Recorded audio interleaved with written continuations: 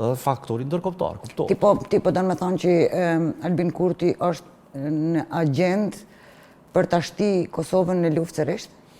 Jo, Albin Kurti është në agent për ta ngacmu Serbinë.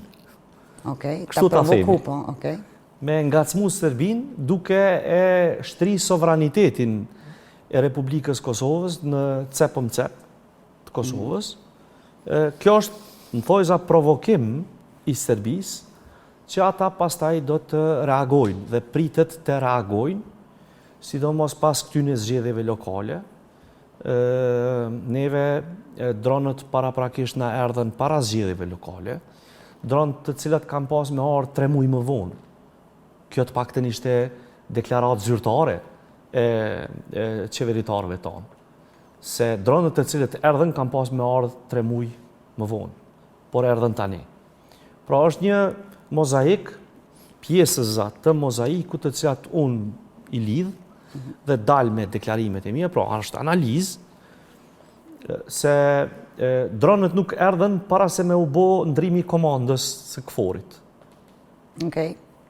Erdhë komandanti general majori turk, zoti Ulutash, cilin kom pas nderë me u taku mandatin e parë. Mandej erdhen dronët, erdhe dhe një arsenal shtesë tjetër, që nuk është për publik. Ushtrimet janë kry paraprakisht në Turqi, edhe një pjesë në Kosovë.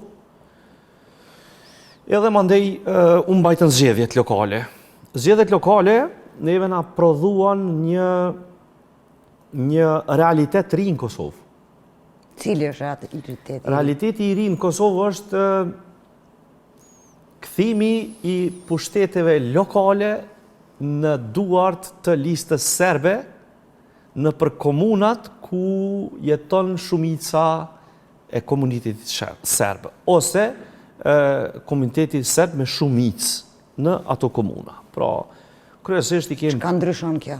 Ndryshon shumë, sepse para zgjedhjeve lokale, qeveria jo, kuvendi i Kosovës mëtoj edhe hezitoj të votoj në kryetarin e kuvendit nga lista serbe.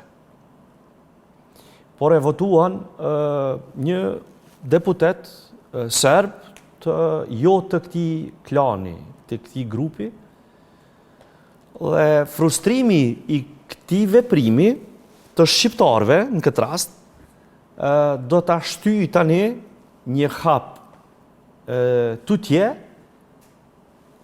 komunitetin serb me përfaqësuesit tani më legjitim të tyre në Kosovë, që janë kryetarët dhe këshilltarët komunal apo asambleistët e këtyre komunave të komunitetit serb,